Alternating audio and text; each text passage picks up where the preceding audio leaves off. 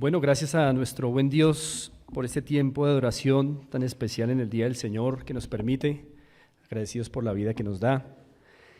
Y ya nuestro hermano Eduardo nos compartía la lectura del pasaje en el que vamos a estar, continuando con el expositivo de la primera carta a los Corintios.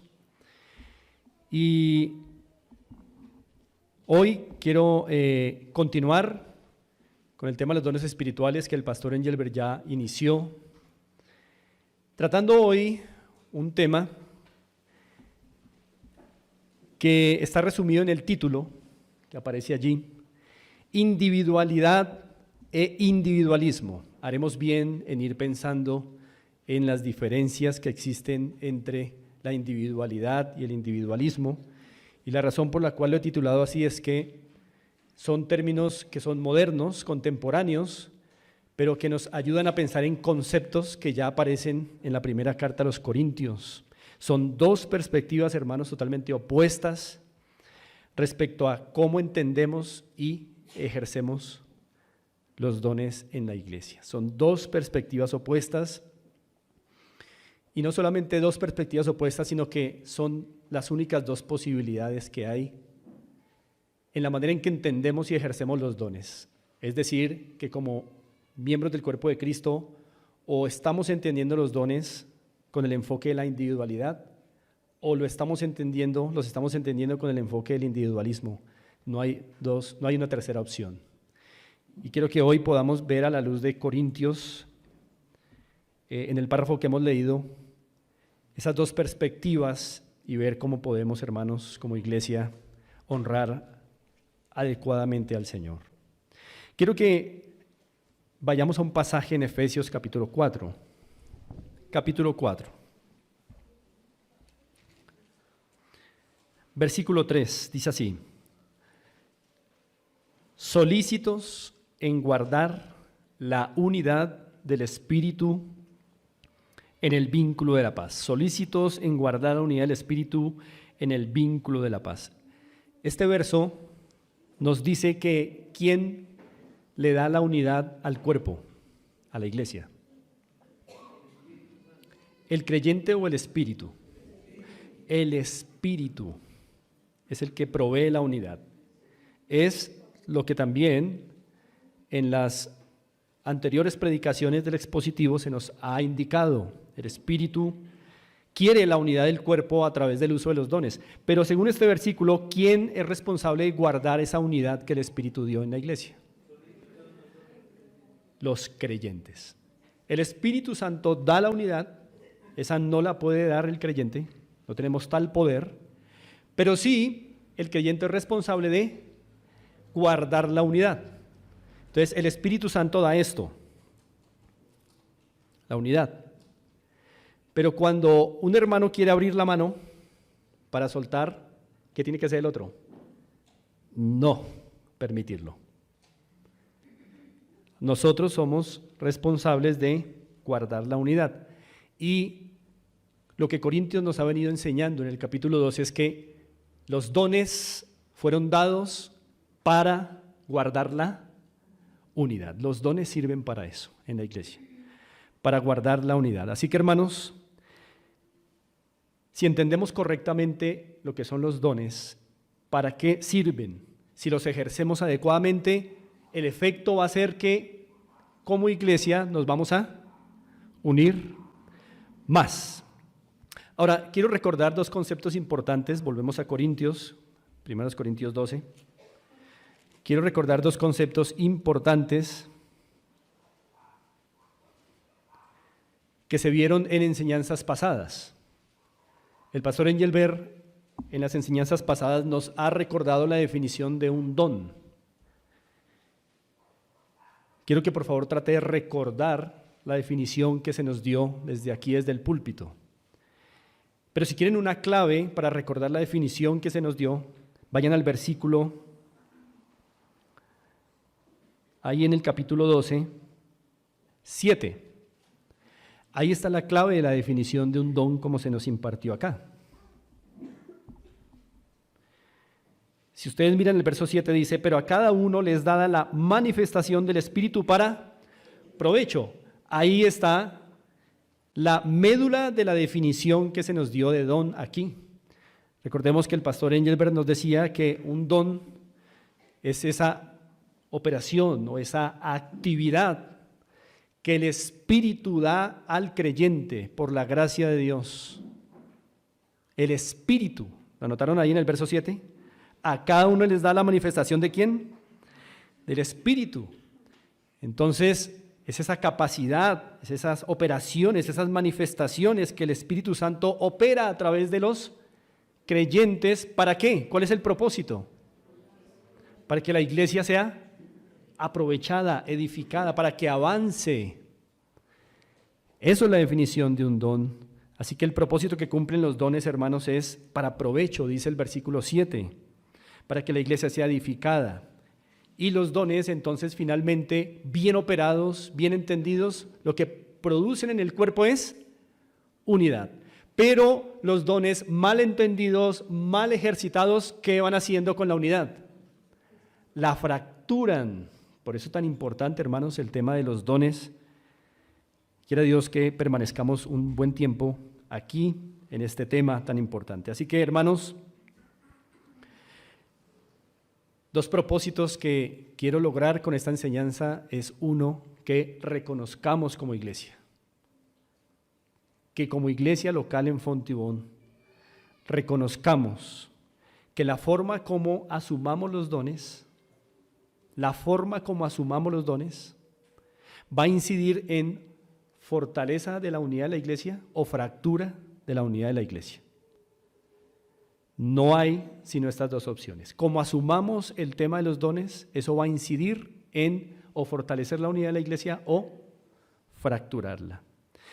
Y también, hermanos, por ende, entender, es otro propósito de esta enseñanza, hermanos, que como iglesia entendamos que solamente hay dos maneras de asumir los dones: o con el enfoque de la individualidad o con el enfoque del individualismo.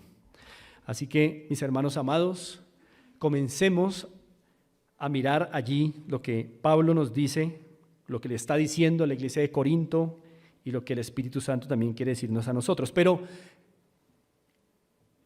pongamos sobre la mesa la diferencia entre individualidad e individualismo. Ustedes notan que lo que cambia es el sufijo, ¿no? Hay una raíz que permanece igual, individ, ¿cierto? Pero el sufijo cambia, ismo y dat. Y ese sufijo que cambia todo el concepto de la palabra. Por eso digo, hermanos, aunque son conceptos contemporáneos, nos ayudan a entender con exactitud lo que Pablo va a mostrar en 1 Corintios 12, en el párrafo que leímos.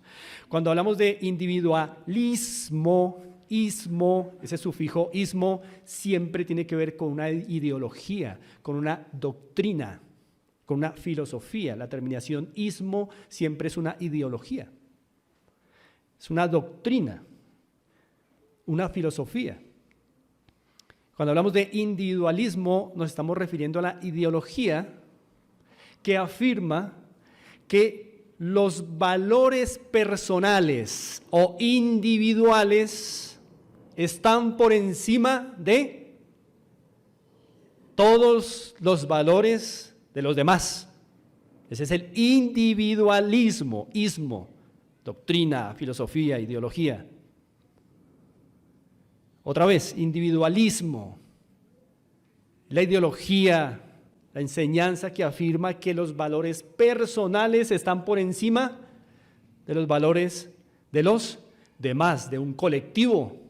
Eso quiere decir que prima el individuo, y si para lograr la satisfacción personal hay que pasar por encima de otros, no importa, porque la ideología dice que priman los valores individuales.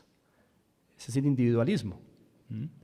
Entonces, cuando usted ve que a los futuros empresarios en la administración de empresas les enseñan en las universidades o en ciertas escuelas de administración que ellos deben obtener sí o sí el éxito, esa es una doctrina y del individualismo, que no importa por sobre quiénes tengan que pasar, que tienen que lograr el éxito y que no pueden ser en eso misericordes, porque priman los valores personales. Ahora, la individualidad, ya no ismo, sino dat, que significa cualidad, significa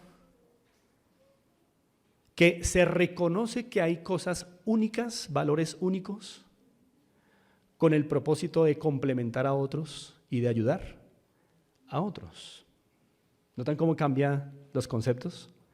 Individualidad es el reconocimiento de que el individuo tiene cosas muy únicas, distintivas, que le hacen diferente a los demás, pero no para aplastar a otros, sino para complementar a otros. La individualidad supone que si recibí algo que me hace único, es porque alguien no tiene eso y lo necesita.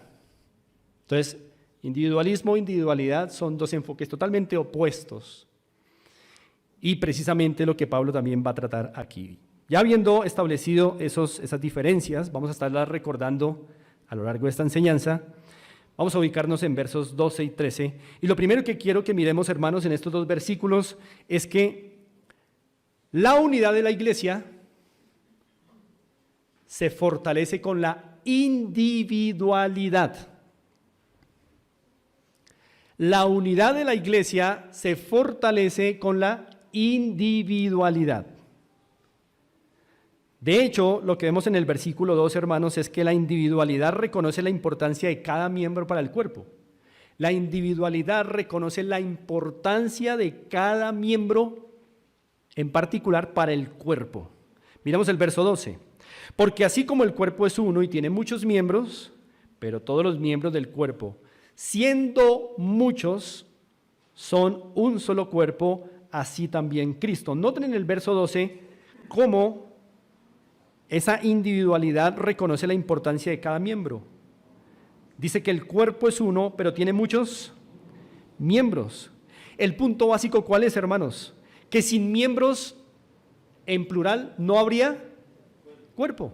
Entonces, es importante que hayan miembros. Se reconoce, la individualidad reconoce el lugar y la importancia de la existencia de varios miembros, de cada miembro, para que exista un cuerpo. El punto básico es ese, hermanos. Sin miembros no hay cuerpo. Cada miembro tiene una individualidad que aporta al cuerpo. Por eso, varios miembros constituyen un cuerpo. Queridos hermanos, un solo miembro no hace un cuerpo. Miremos el verso 14. Además, el cuerpo no es un solo miembro, sino muchos. Miremos el verso 19. Porque si todos fueran un solo miembro, ¿dónde estaría el cuerpo? La presuposición es que un solo miembro no hace un cuerpo, ni en las afirmaciones bíblicas, ni en la experiencia científica. En la experiencia científica, todo cuerpo está constituido por varios miembros. Un solo miembro no hace un cuerpo. Entonces, la individualidad reconoce la importancia de cada miembro junto con otros para conformar un cuerpo. Es lo que nos está diciendo el versículo 12. Ahora, muchos miembros, acabamos de ver que un solo miembro no hace cuerpo, pero muchos miembros no interconectados tampoco hacen un cuerpo. Ejemplo, en esta mañana en este lugar hay muchos pies, ¿verdad? Por lo menos si somos 100 personas, por lo menos sabemos que hay ¿cuántos pies? 200. Pero a este cuerpo, al de Andrés, ¿cuáles de esos 200 pies le sirven? Solo los que están interconectados, 2. Por eso muchos miembros no interconectados no hacen un cuerpo. Esa es una realidad hermosa también en la Escritura. A este cuerpo solo le sirven 2, no más, aunque en este lugar hay muchos. Por eso la importancia de los compromisos eclesiásticos. La iglesia local debe comprometerse en membresía por eso. Vamos a suponer que en una universidad, los muchachos que están en la universidad, vamos a suponer que en sus clases tienen varios compañeros que son cristianos. y que de pronto en un descanso se reúnen para hablar todos los 7 cristianos, cada uno de iglesias diferentes. ¿El hecho de que sean cristianos en un solo lugar hace que sean una iglesia? No, porque no están interconectados con un solo compromiso, un solo cuerpo. Cada uno tendrá su cuerpo. La iglesia local sí es un cuerpo. Bueno, eso es importante. Pero, hermanos, muchos miembros interconectados entre sí hacen un solo cuerpo. Por eso la individualidad reconoce la importancia de cada miembro, como dice el versículo 12.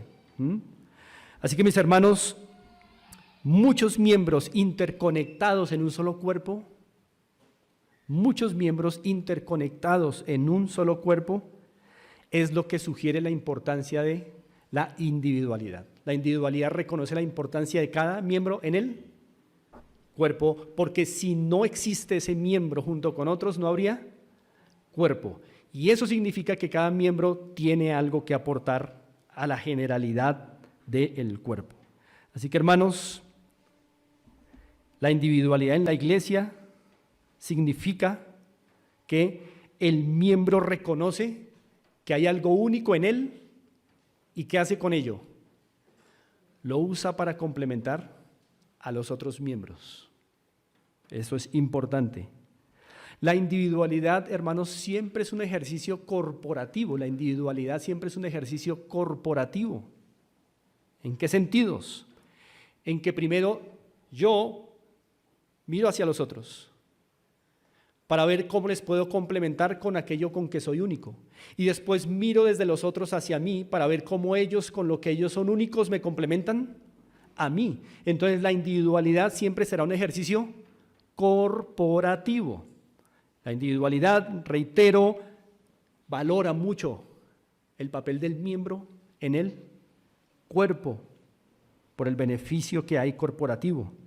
Ahora, la individualidad también presupone que no existen miembros que tengan todas las capacidades. Si hay miembros, ¿qué se presupone que está existiendo? Una multiplicidad de habilidades y de dones. La individualidad reconoce que no existe un solo miembro que tenga todas las capacidades. Si eso ocurriera, ¿qué dejaría de existir? El cuerpo. Si un solo miembro pudiera tener todas las capacidades, ¿qué por definición desaparece? El cuerpo. No es posible que un solo miembro tenga todas las capacidades. Por esto, hermanos, la definición de miembro implica a alguien que está comprometido con un cuerpo para aportarle y recibir también. Ahora, en el versículo 13, también encontramos cómo la individualidad reconoce también la importancia, pero ahora hay un cambio de enfoque. El verso 12, dijimos, se reconoce la individualidad del miembro para el cuerpo, pero el verso 13 ahora va a reconocer la importancia del cuerpo para el miembro. En el verso 12 está reconocida la importancia del miembro para el cuerpo. Sin miembros no hay cuerpo. Pero el verso 13 va a reconocer ahora la importancia del cuerpo para el miembro. Todo esto es individualidad. Es reconocer el uno y el muchos, la unidad y la diversidad, como nos recordaba el pastor Engelbert en la enseñanza pasada. Leamos el verso 13, dice, porque por un solo espíritu fuimos todos bautizados ¿en cuántos cuerpos? En un cuerpo, sean judíos o griegos, sean esclavos o libres, y a todos se nos dio a beber de un mismo espíritu. ¿Cuál es el punto básico del verso 3, hermanos? Que sin la existencia de un cuerpo, la individualidad de un miembro sería inútil. La única manera en que un miembro puede manifestar su utilidad es en el contexto de un cuerpo. Por eso, el beneficio de un cuerpo para el miembro. En el verso 12 era el beneficio del miembro para el cuerpo, pero en el verso 13 es el beneficio del cuerpo para el miembro. La única manera en que un miembro puede manifestar su utilidad es haciendo parte de un cuerpo. El cuerpo es útil para el miembro, no puede andar separado del cuerpo.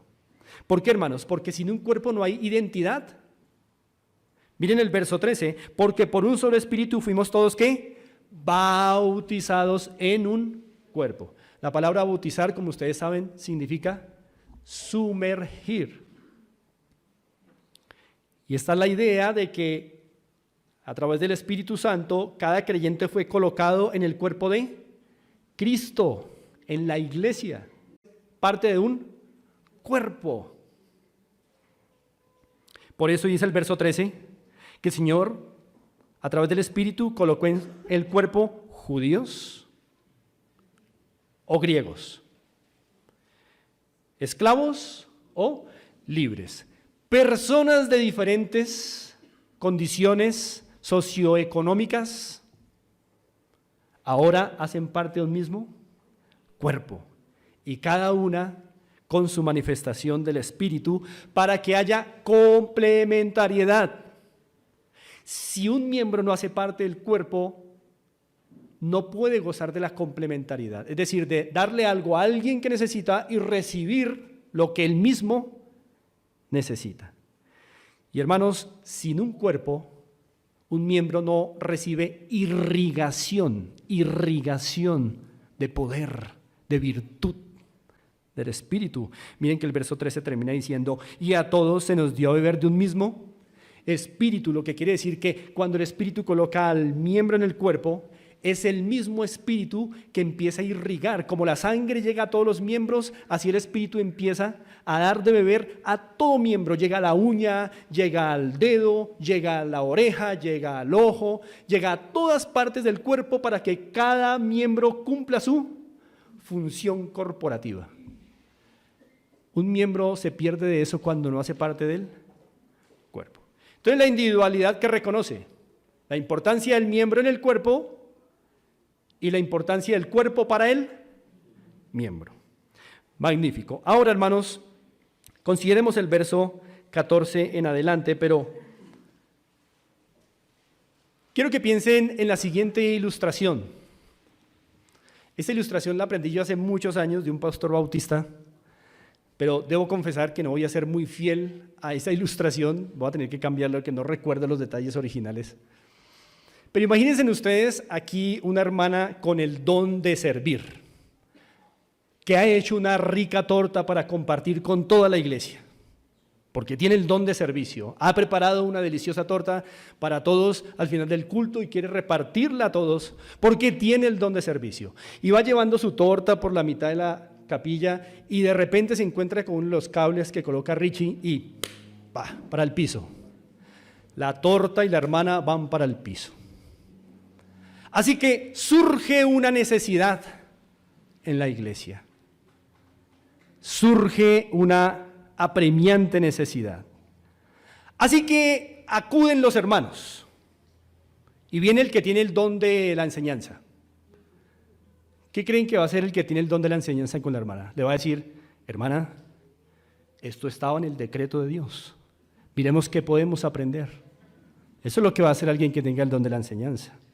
Pero luego viene el que tiene el don de exhortación y le va a decir a la hermana, hermana, tenga más cuidado a la próxima por donde camina, por amor de Dios. También. Pero también viene el hermano o la hermana que tiene el don de misericordia y después de la gentil vaciada del que tiene el don de exhortación, ¿qué va a hacer quien tiene el don de misericordia? Va para la hermana y no va a decir nada, la va a abrazar. Tranquila, hermanita, no se preocupe, ánimo en el Señor. Pero también puede venir ahí quien tiene el don de servicio también, como esa hermana que se cayó y que empieza a hacer, a recoger los pedazos de la torta y a limpiar a la hermana y decirle, mira hermana, está sucia acá, tranquila. Luego viene también el que tiene el don de repartir con liberalidad. ¿Y qué creen que va a decir? Hermano, yo voy a dar para comprar otra torta. Y luego viene el que tiene el don de presidir y va a decir, bueno hermanos, organicémonos, ya hay plata para la torta, entonces hermana, vaya por favor a comprar la torta, vamos a recoger, vamos a despejar el momento para que sigamos.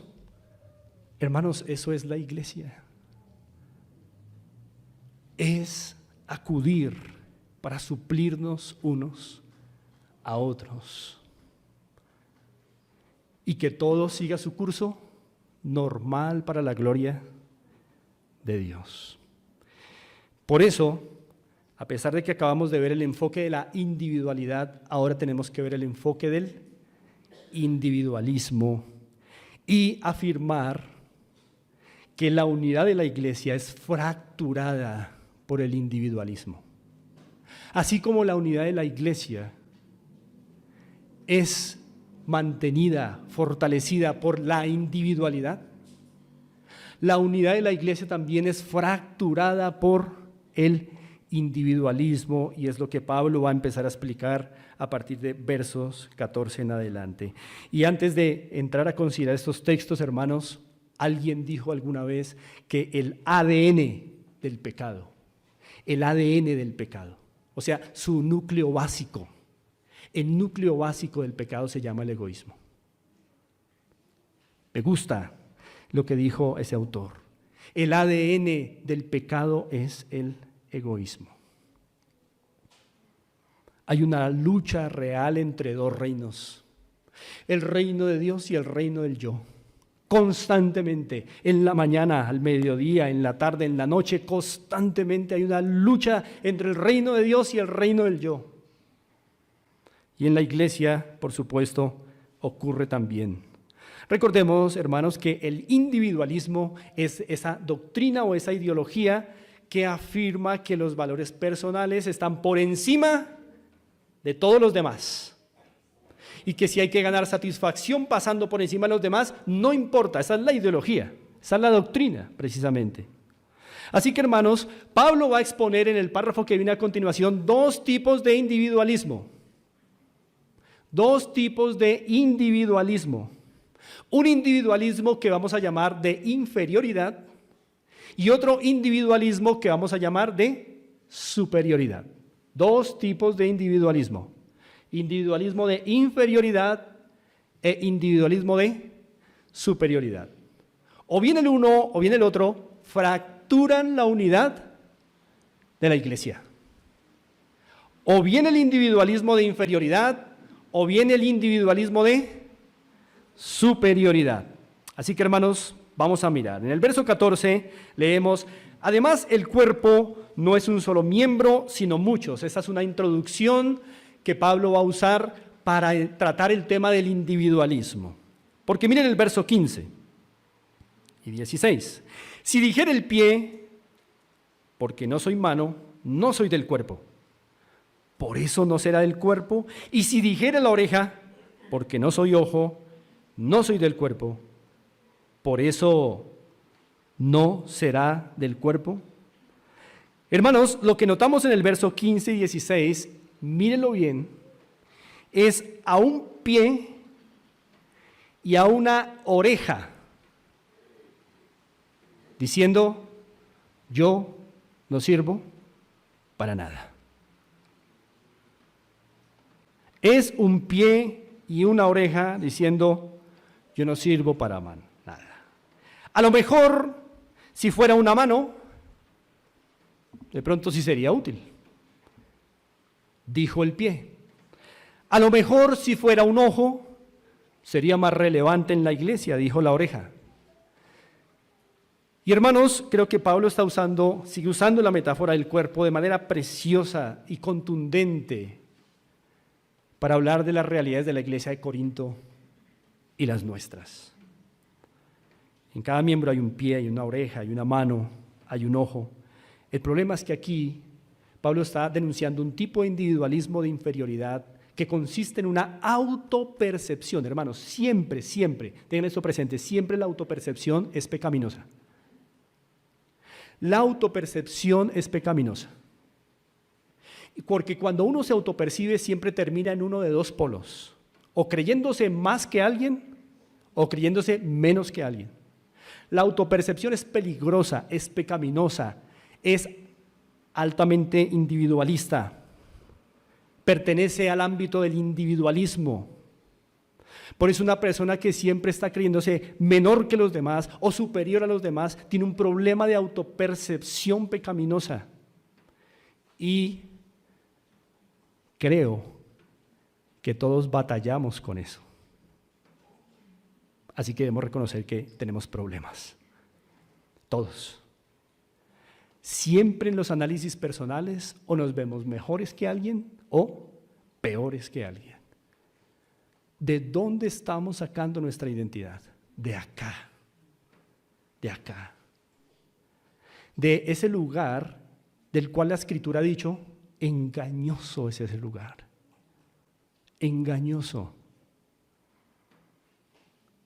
Y como les he dicho en muchas ocasiones, esa autopercepción de nuestros corazones tan pecaminosa, tan engañosa, nos está dando la identidad. Esa es la filosofía Nietzsche. Hagamos lo que dicte el corazón. Y así vivimos también como creyentes.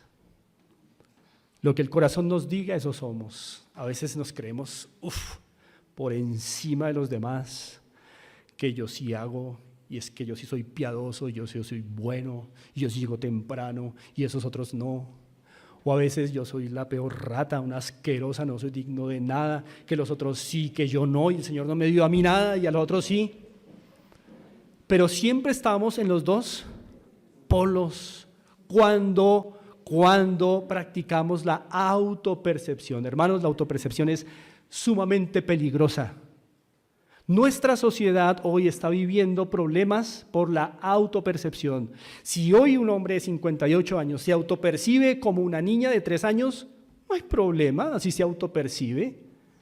Si hoy un hombre de 30 años se autopercibe como un perro dálmata, no hay problema, así se autopercibe.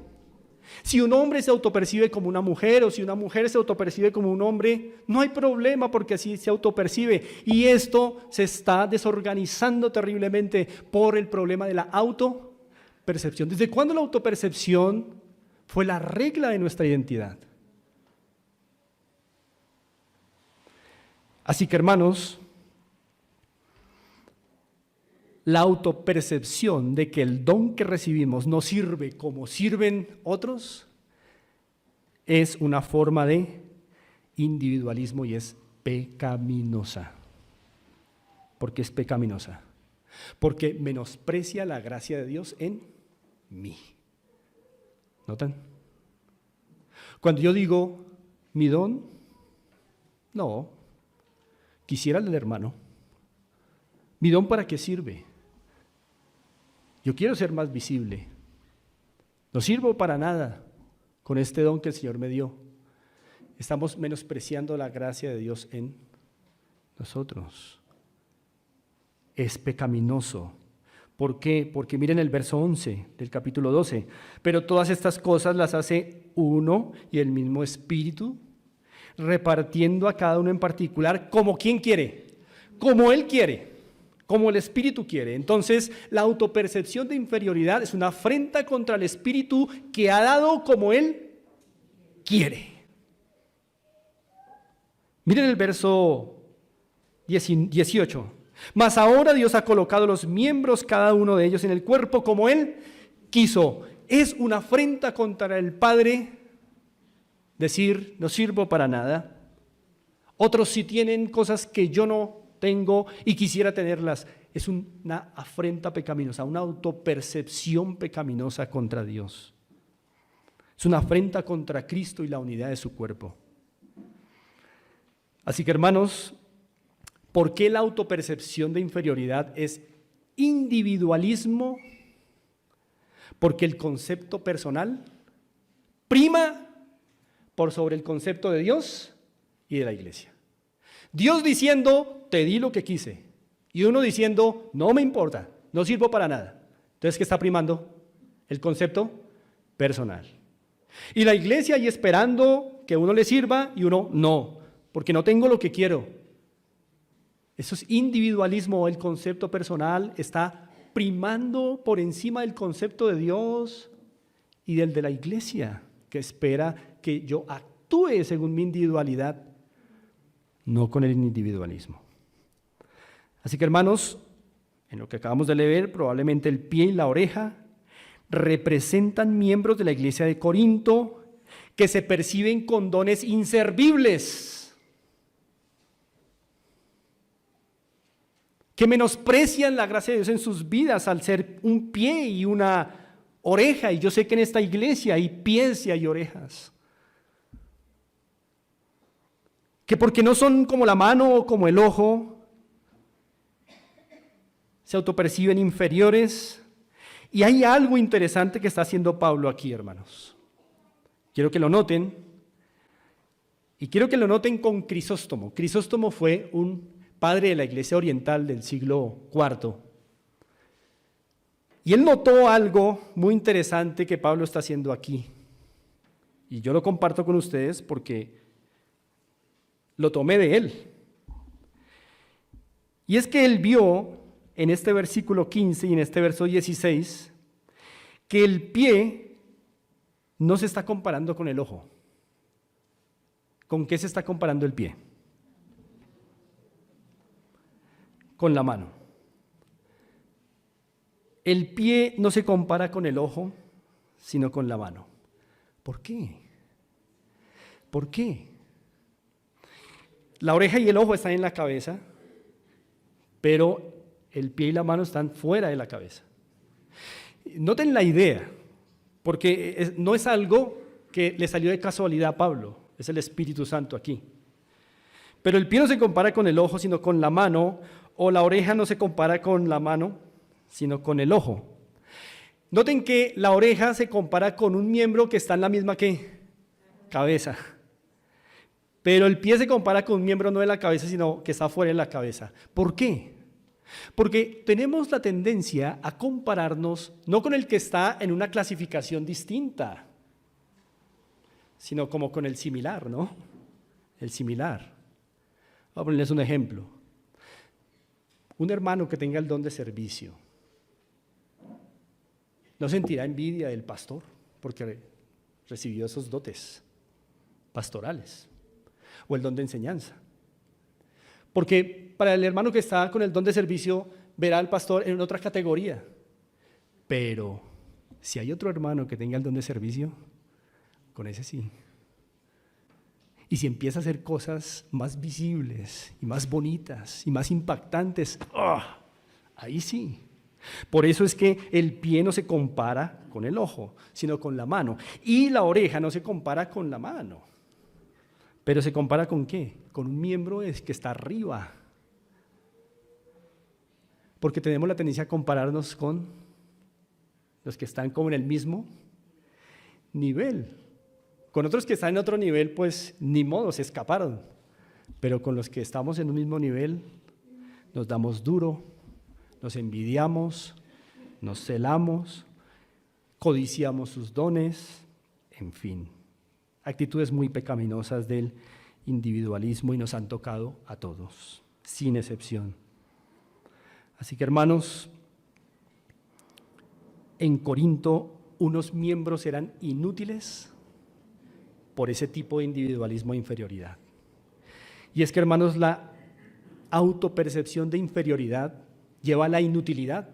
Es alguien que se cree inferior, menospreciando la gracia de Dios en su vida, a la postre se vuelve inútil, no hace nada, porque no está contento, se inhabilita él solito. ¿Y la inutilidad a qué lleva? A la crítica después. Ese es un patrón. La autopercepción de inferioridad lleva a la inutilidad y la inutilidad después lleva a la crítica. Una persona que en amargura no hace nada porque no tiene lo que quisiera, después que empieza a hacer, a hablar contra los demás. Es un patrón. Hay que tener cuidado. Por eso, haciendo un paréntesis, a veces es doloroso cuando hay creyentes que se molestan porque no los llaman, no los visitan como quisieran, no los buscan, pero ellos mismos no llaman a nadie, no buscan a nadie, no visitan a nadie tampoco. Puede ser un patrón de este tipo. Se comenzó con una autopercepción de inferioridad, después de inutilidad y después todo lo que tienen que hacer es criticar todo. Cuando uno está trabajando duro no tiene tiempo para criticar. Cuando uno está metido en el trabajo del Señor, uno no tiene tiempo para criticar. Está uno ocupado en lo que el Señor le dio a uno. Pero cuando uno se ha inhabilitado por esas autopercepciones falsas, entonces, ¿qué queda? Mirar y criticar, porque ¿qué más? Hay que estar ocupados. La individualidad lo permite, el individualismo no. Así que, hermanos, la pregunta correcta no es ¿cuál don es más útil en la iglesia? Esa no es la pregunta correcta. ¿Cuál don es más útil en la iglesia? ¿Por qué no es la pregunta correcta? Porque es claro por las Escrituras que todos los dones son útiles. La pregunta correcta, hermanos, es ¿cómo mi don contribuye al cuerpo? Esa es la pregunta correcta. ¿Cómo lo que Dios me dio, cómo mi individualidad complementa a mis hermanos? Esa es la pregunta correcta. Y bueno, habiendo tratado este primer tipo de de individualismo, miremos la respuesta que da Pablo entonces. Da 3 respuestas a ese tipo de individualismo. Miremos en el verso 17, leemos así: si todo el cuerpo fuese ojo, ¿dónde estaría el oído? Y eso para todos los miembros que quieren ser el ojo en la iglesia. Si todo fuese oído, ¿dónde estaría el olfato? Entonces, esa respuesta de Pablo significa que cada miembro con su respectivo don es útil al cuerpo, es necesario para el bien del cuerpo.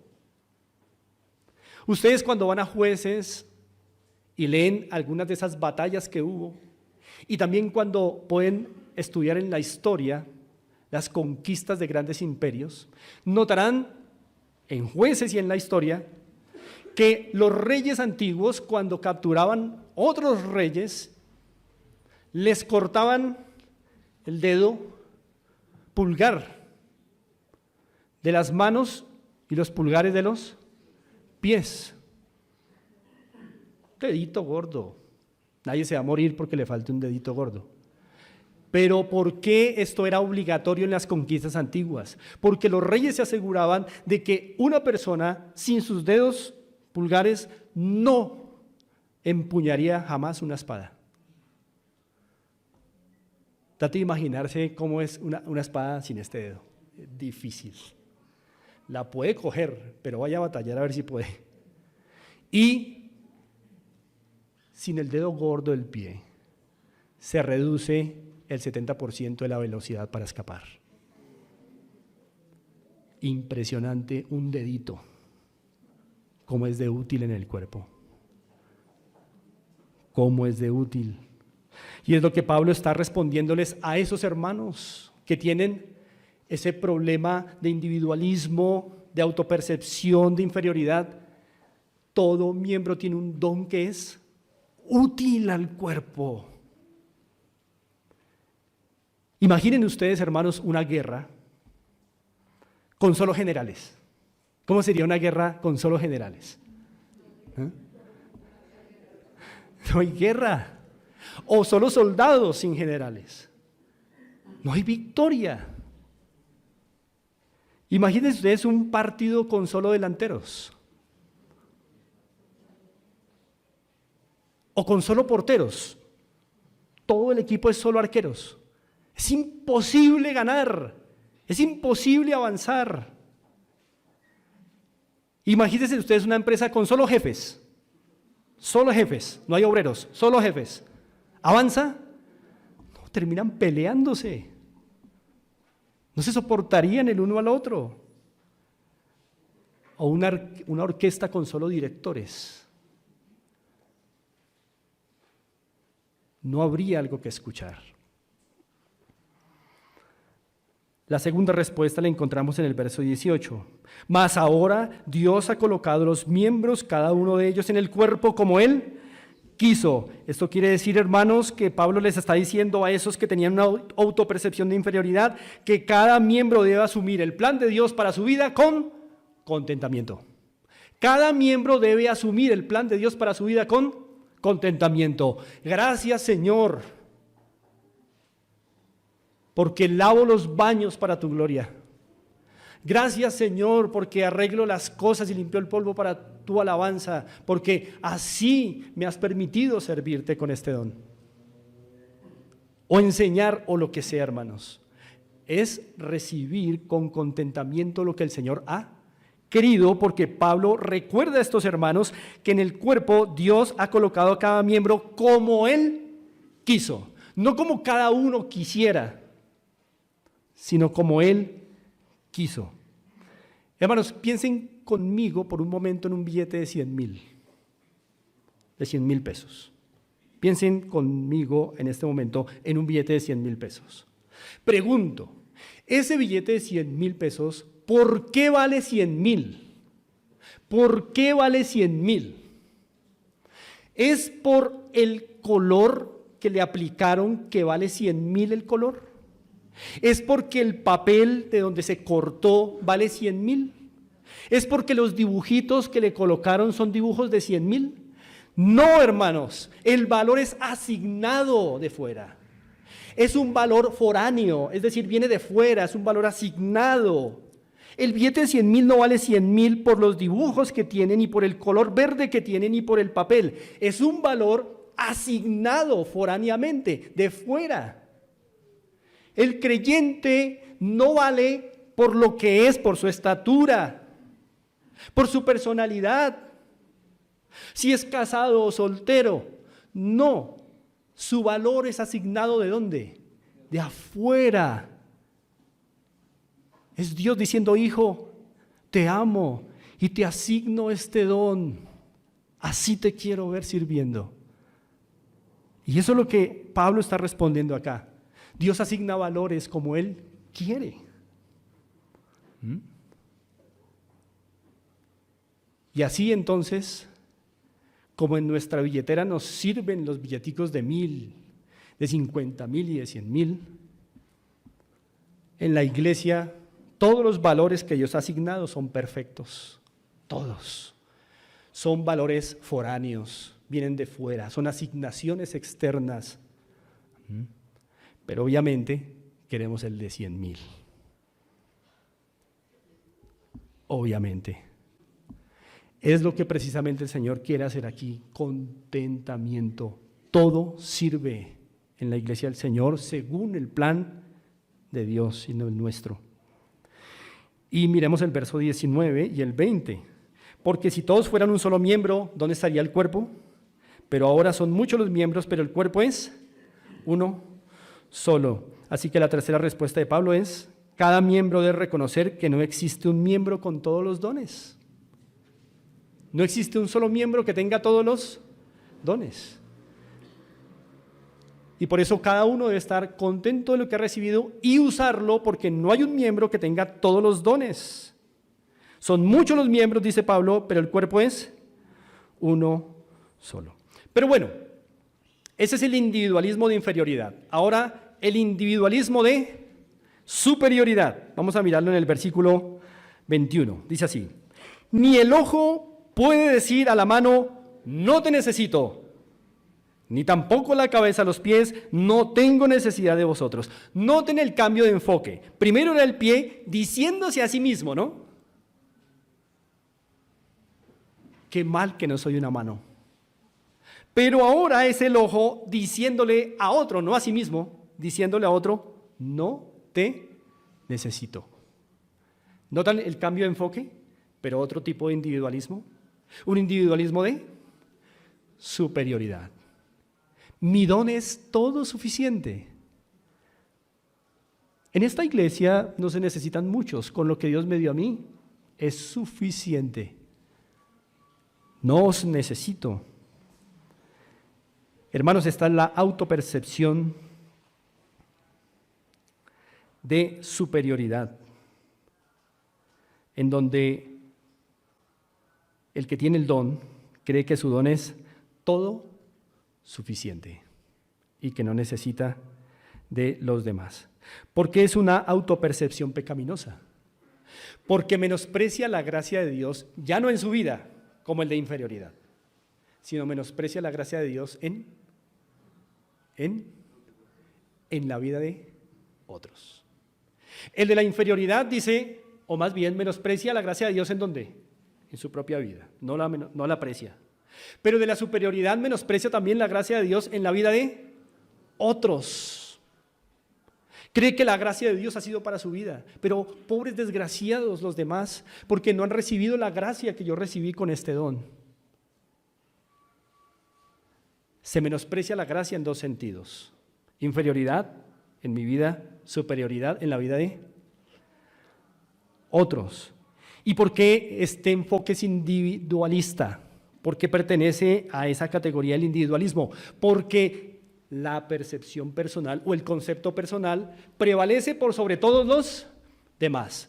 Yo soy autosuficiente y todo suficiente. Y hermanos, la verdad es que también tenemos la tendencia a apreciar nuestras virtudes más allá de lo normal, por encima de los demás, como estaba pasando con los hermanos en Corinto. Recuerden esa ilustración al principio de la hermana con su torta cayendo y todos acudiendo. Eso está muy bien, pero también pudiera pasar que ese maestro viera a todos los demás como ignorantes. También puede pasar que el que tenga el don de servir vea a los demás como negligentes.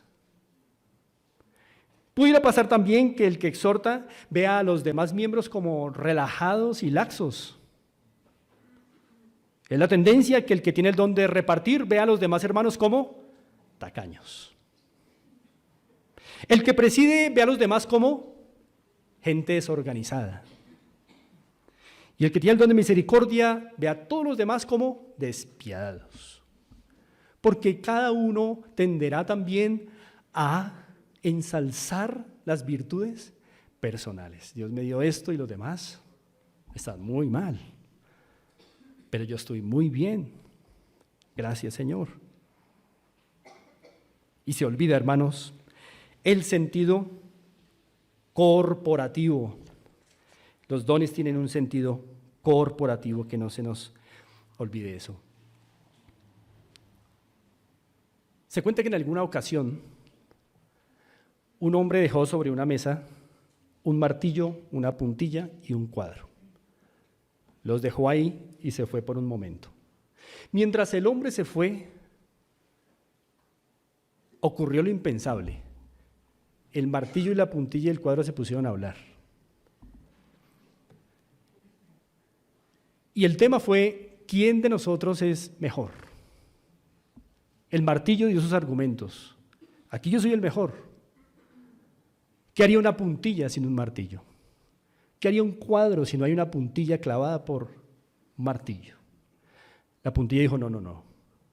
Usted puede existir, pero si no hay una puntilla clavada donde colgar un cuadro, no hay nada. Yo soy el mejor. Y el cuadro dijo: nadie quiere ver un horrible martillo, nadie quiere ver una horrible puntilla, todos quieren ver un cuadro. Soy el mejor. Luego regresó el hombre, cogió su martillo, cogió la puntilla, la clavó, colocó el cuadro, quedó contento y se fue a guardar el martillo. Y entonces ya cada uno por aparte entendió la utilidad de los otros.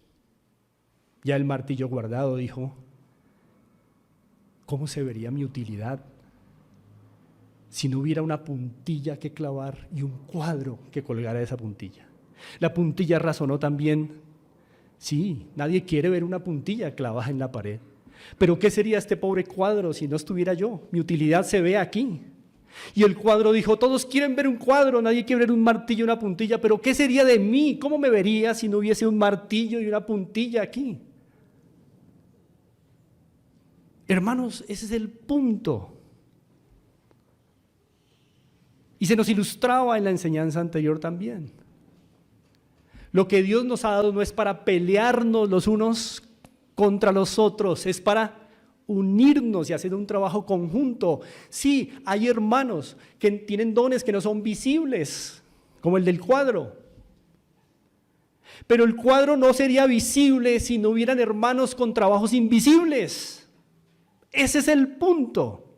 Es lo que Pablo está tratando aquí de decirles a los hermanos en Corinto.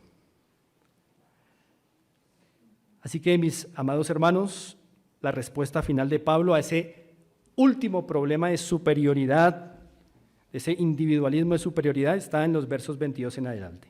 Terminemos. En el verso 22, Pablo dice: antes bien, los miembros del cuerpo que parecen más débiles son los más necesarios. Es decir, todo miembro, por pequeña que parezca su función, es necesaria.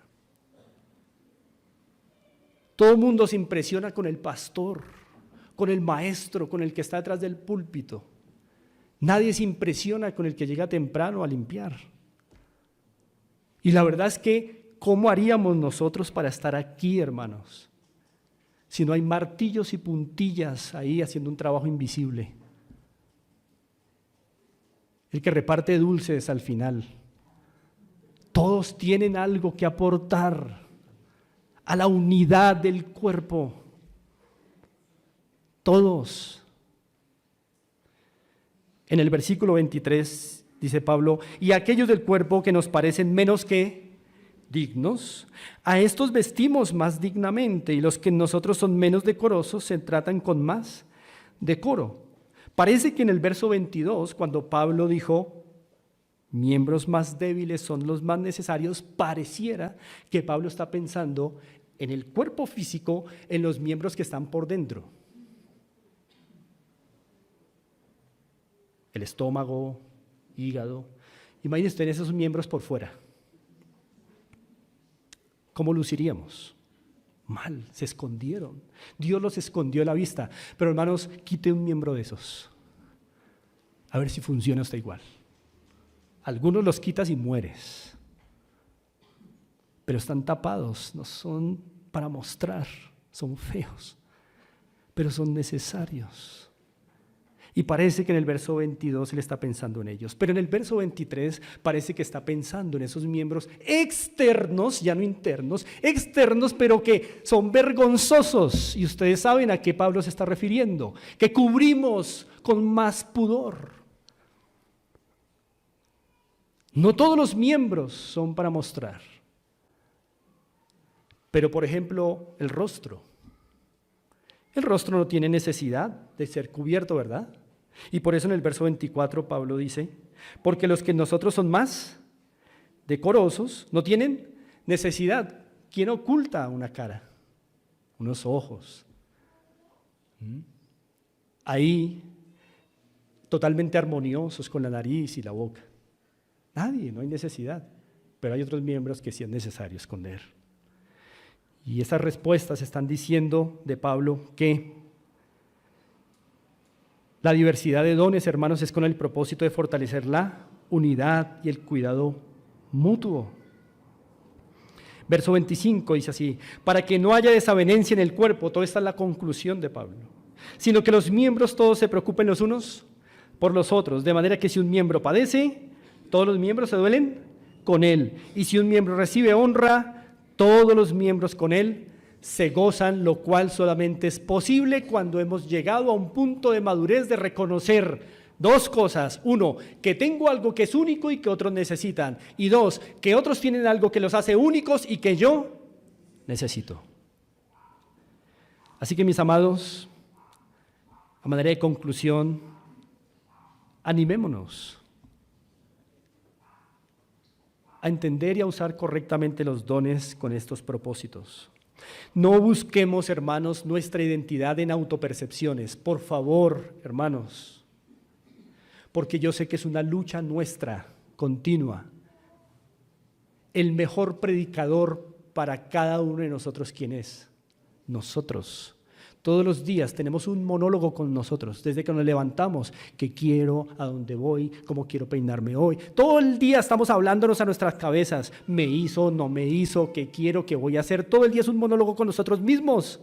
Y no nos cansamos, nos gusta hablar con nosotros todo el día y la noche, y cuando nos acostamos nos hablamos. Todo el día, todos los días de la semana es un monólogo con nosotros. El problema es que ahí estamos forjando nuestra identidad de nuestras autopercepciones. Nuestra identidad está en Cristo, hermanos.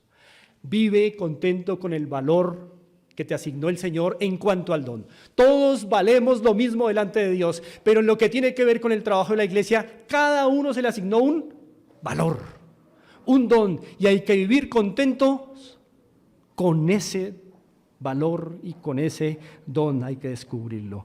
Así que, hermanos, ánimo, no estén satisfechos sin estar haciendo nada en el cuerpo. Todos tenemos algo que hacer. Pero para eso hay que comprometernos con la iglesia. Recuerden, aunque en este lugar hay muchos pies, los pies que le sirven a cada cuerpo son los que están interconectados. De 200 pies que hay acá, a mí me ven solo 2, porque están interconectados. A mí no me pueden servir pies que están desconectados. No, sirven los pies que están interconectados. Algo más, hermanos. Efesios dice que Cristo logró una victoria y que por su victoria sobre el pecado, la muerte y Satanás, repartió dones a los hombres. Repartió dones a los hombres. No sería posible recibir dones si Cristo no hubiera vencido. Y hermanos, entonces, algo lógico para pensar sería que si menospreciamos los dones, estamos menospreciando ¿a quién? A Cristo, que dice en Efesios que llevó cautiva la cautividad en victoria y repartió dones a los hombres. Hermanos, honremos a Cristo, tomándonos con seriedad el tema de los dones. Tomemos a Cristo en serio, quien ganó una victoria eterna para darnos dones y que su cuerpo en el mundo se desarrolle. Pero también, hermanos, recordemos que el cuerpo sin un miembro sigue vivo. ¿Estamos de acuerdo? Un cuerpo sin un miembro se duele, pero sigue vivo. Pero un miembro sin el cuerpo se pudre. Una persona puede vivir sin una mano, pero una mano no puede vivir sin una persona. Y es posible que en este lugar hay personas en esta mañana que no están unidas al cuerpo de Cristo, no han creído en Él. La única forma de estar unido a Cristo es por medio de la fe. Si no has creído en Cristo, no estás unido al cuerpo y te estás pudriendo y te pudrirás eternamente. Solo por medio de la fe puedes ser unido al cuerpo y sentir la irrigación sanguínea de la vida del Espíritu Santo. Si estás escuchando estas palabras, hoy es el día de creer en Jesucristo, de arrepentirte de tu pecado. O tal vez eres alguien que piensa estar en Cristo, que eres creyente, pero menosprecias al cuerpo. Tal vez tu menosprecio al cuerpo está indicando que no está corriendo dentro de ti la irrigación del Espíritu. Te pudrirás eternamente si no estás en Cristo. Oremos. Padre, te damos gracias por la iglesia, gracias por Jesucristo, gracias por tu Santo Espíritu. Gracias, Señor, porque en tu plan eterno de redención nos has favorecido eternamente. Ahora, Dios, como iglesia local, ayúdanos a fortalecer, Señor, y a guardar la unidad, ejerciendo, Señor, con entendimiento